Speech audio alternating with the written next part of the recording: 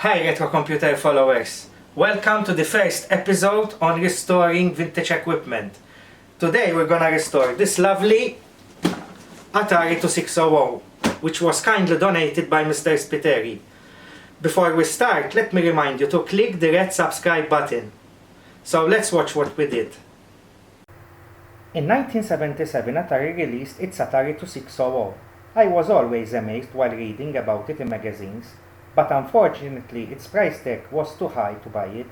Atari released 7 models of the 2600, the heavy 6er, the lighter 6er, version A, Darth Vader, Junior, Junior Revision, and finally the Junior Black. Eventually, in 1982, prices went down, and with my saved pocket money, I could afford it and got the lighter 6er second hand.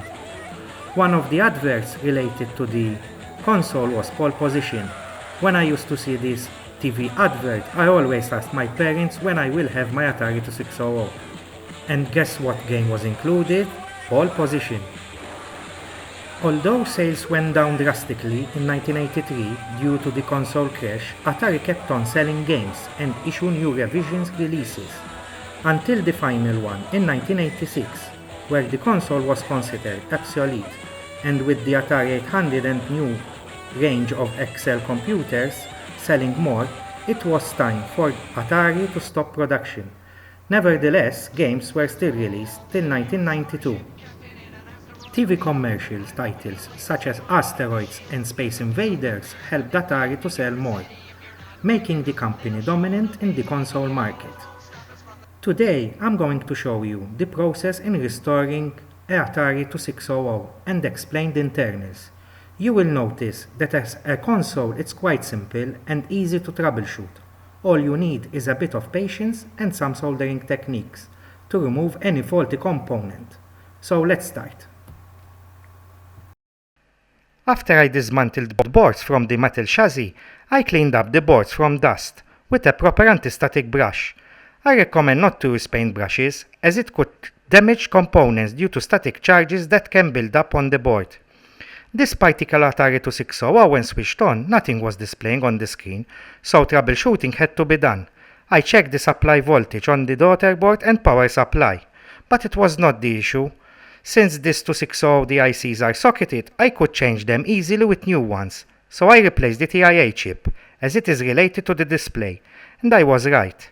Once the TIA chip was replaced, the Atari was back to life, so the next step was to set the colors through the potentiometer and using a diagnosis cartridge that I have. There were a couple of dry joints on the left and right joystick port, most probably due to the removal and insertion of joysticks.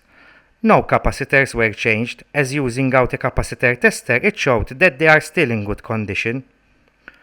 Once the main board was cleaned, tested and set up properly through the cartridge tests, it was time to check the daughter board from any additional issues and clean the switches. I will show you how to clean the switches shortly. As you can see, they are not in a good state and dirt has accumulated in the switches groove. Check that all switches are functioning before you start cleaning them, as not to have to clean them again. The switches are very delicate, so you have to be careful while cleaning them. Also, we need to make sure not to get any polish inside the switch, so I recommend that you clean the switch from bottom to top, not vice versa, as you will be pushing the polish inside the switch. I usually use Autosol to clean metal parts, but you can use any type of metal polish. The technique I use is quite simple. Rub the metal polish with a clean cloth on all switches and leave it for a couple of minutes. When it dries up with another clean cloth, remove the metal polish. The results will start showing after the 5th or 6th time. Keep on applying the metal polish until the surface starts to shine. Once you are satisfied with the results, use another clean cloth to remove any residual of the metal polish. I speeded up the process for you, so you can see the difference while cleaning the switches.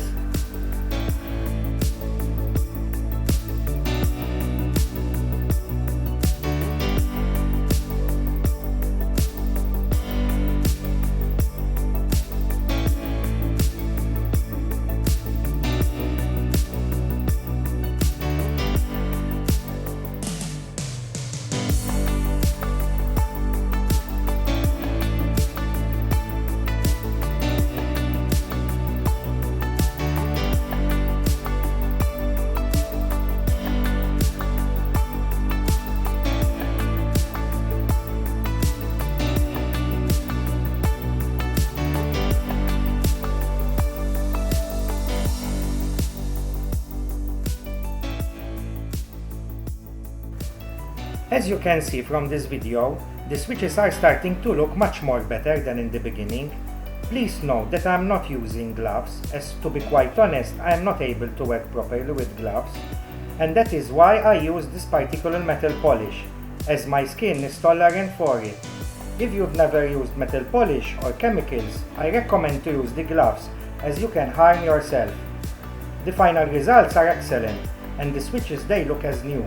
To complete the cleanup, I polished the RF modulator and then the silver parts, including the base switches.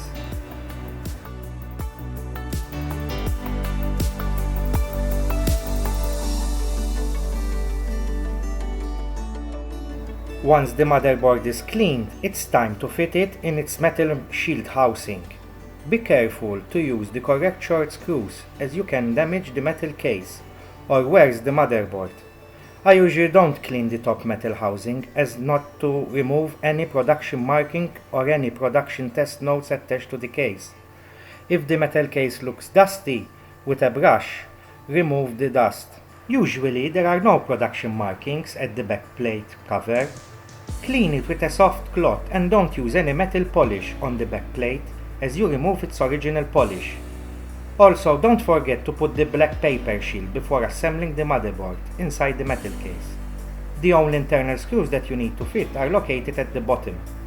Before fitting the back plate, check that there are no finger markings, as after a while they will become permanent. Next, fit the 6 short screws that holds the back plate, and make sure that you tighten up the screws properly. Once the motherboard is in its metal housing, you can fit the metal case to the console plastic case. Make sure that the base is clean from dust. I use soap and a toothbrush to clean the external case, as not to deteriorate the plastic. The only 2 screws to fit are the 2 center ones. They are long screws, as they need to hold the plastic case with the metal housing. The next important part is to fit the RF cable. Pass the cable through the designated hole and follow the path in the plastic case. VHF early models have an RF choke, which the RF cable needs to be turned at least 5 times in order for a clean signal and amplification. Also, if you have such RF choke, you need to glue it inside the case using hot glue, as to secure the choke firmly with the plastic case and prevent it from moving inside the case.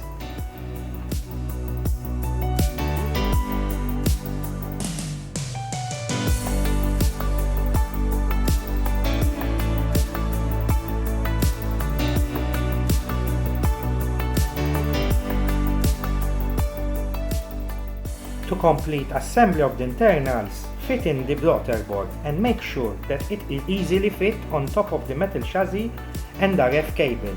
The RF cable should be plugged in easily on the right hand side and the cable hidden underneath the daughter board. The daughter board screw holes are located on both sides of the metal chassis, which needs to be aligned with the board. The screws type are short, as they only hold the board to the metal chassis. Finally, don't forget to attach the motherboard connector to the daughter board, as failure to do so will not power up the console.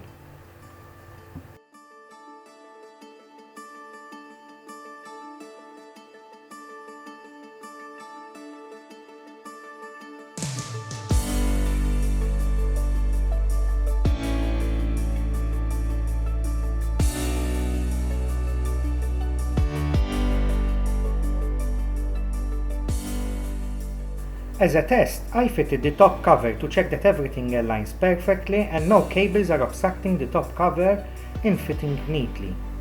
Don't screw the top cover yet, as shortly I will show you how to restore the control panel. If the top cover is dirty, I suggest to clean it with soap and water before testing fitting. Always be careful while fitting the top cover, as not to damage any cables or switches.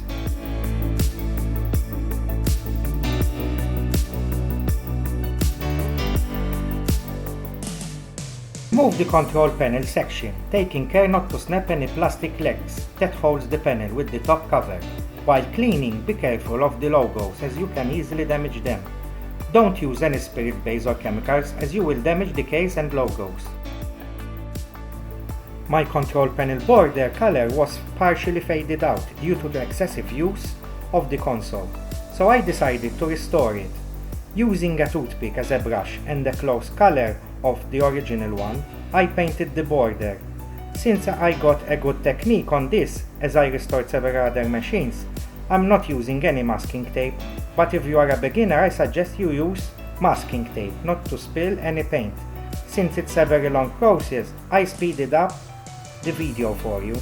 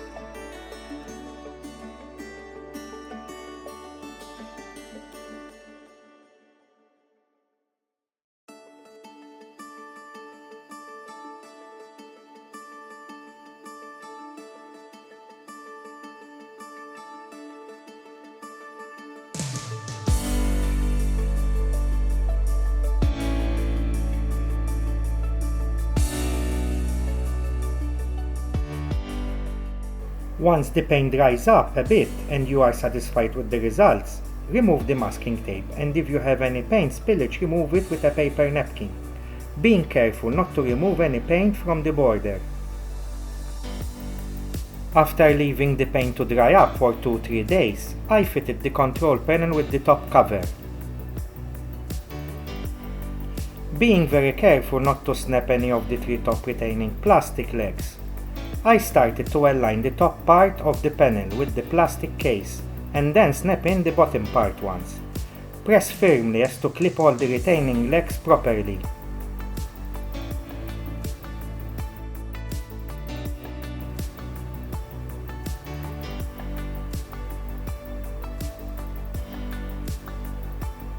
To make sure it's properly fitted, check at the back that all legs have popped in properly and there are no gaps.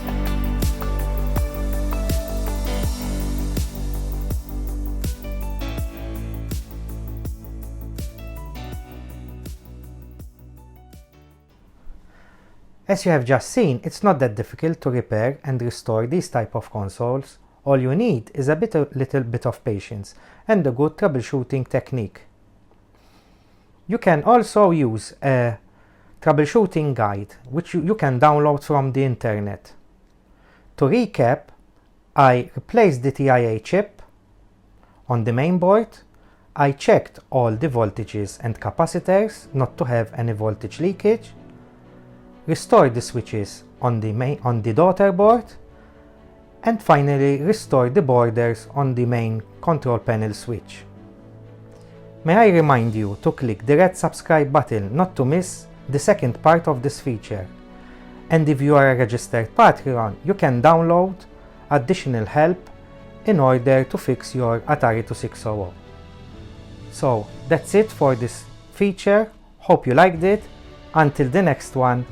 See you guys.